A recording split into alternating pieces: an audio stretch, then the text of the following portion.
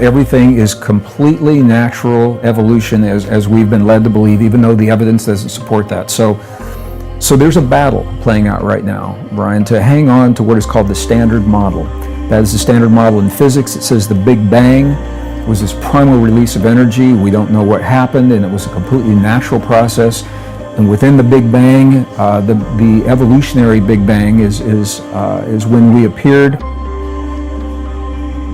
Another theory that we haven't even talked about is that we are living in a digital or a simulated environment.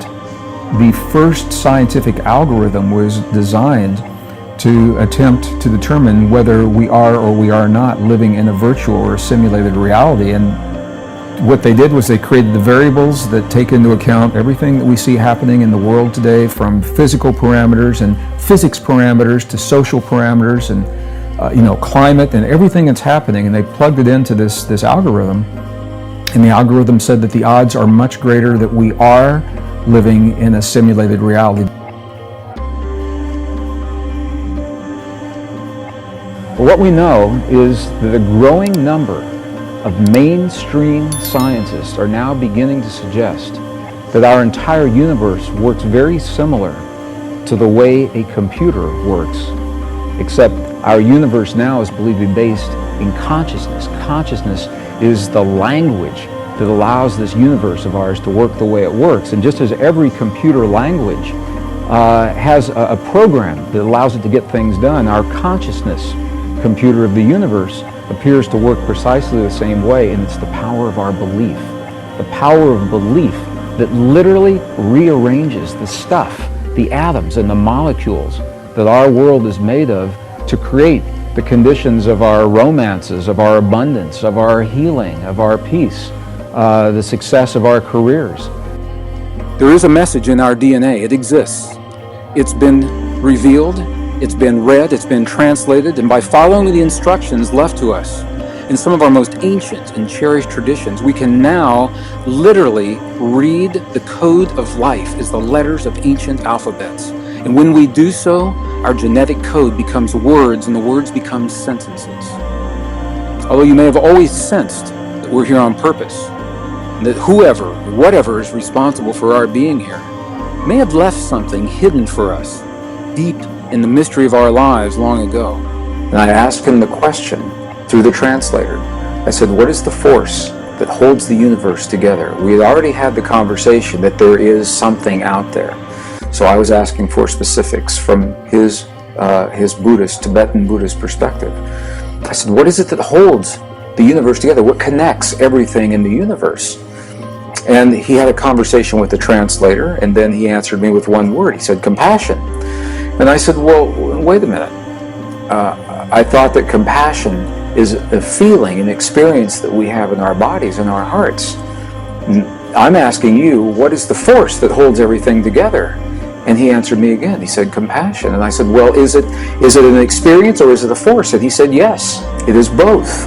And to me, that is so powerful because it reminds us that we are born into this world with a power in our hearts that we don't have to learn. It's already there. And it's a power that aligns us with the framework, with the matrix of the universe itself. But from the Buddhist perspective, it's much deeper than that. It is living life awake and conscious and present in our hearts, the moment, knowing that we are part of all that is, and that what we do every moment of life is affecting not only us, it's affecting the other side of the universe, and consciously living our lives respecting and honoring that relationship. And it's such a beautiful way to live.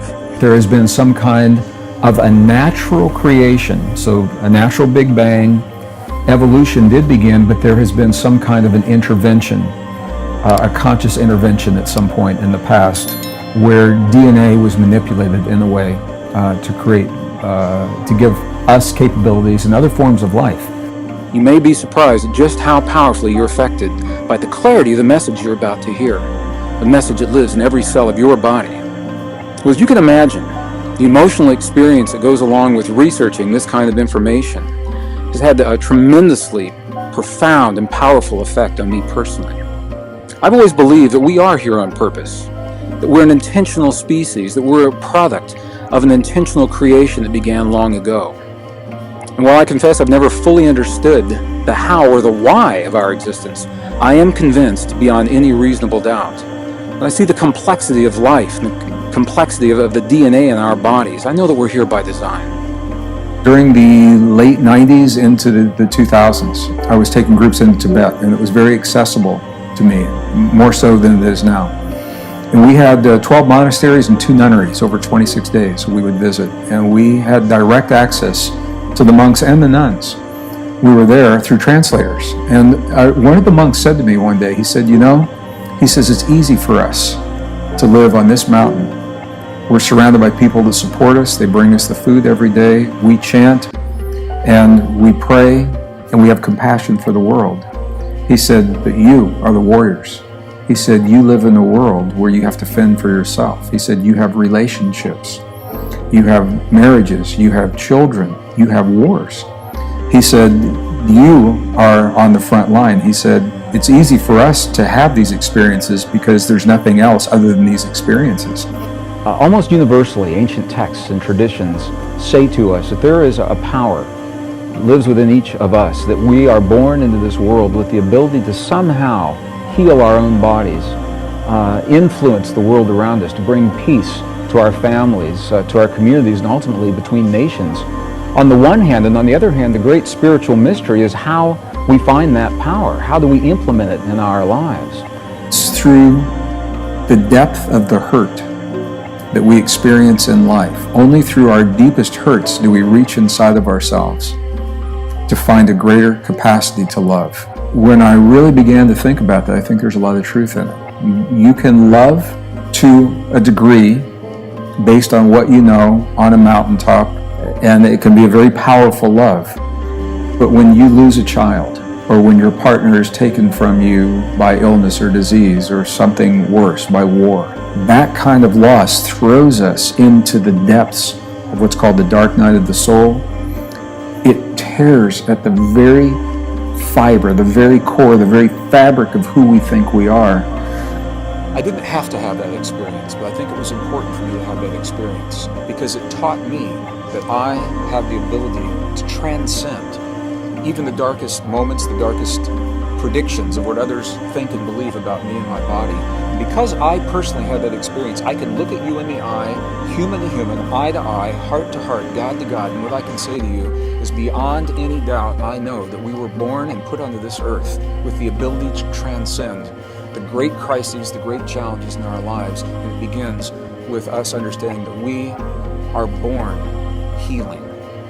Some people say that we were born, we begin dying the moment we're born. What I know is that every cell in our body is constantly healing and repairing itself. If we step out of the way and allow our bodies to do what they're designed to do, that's what opens the door to healthy, vital, loving, productive lives.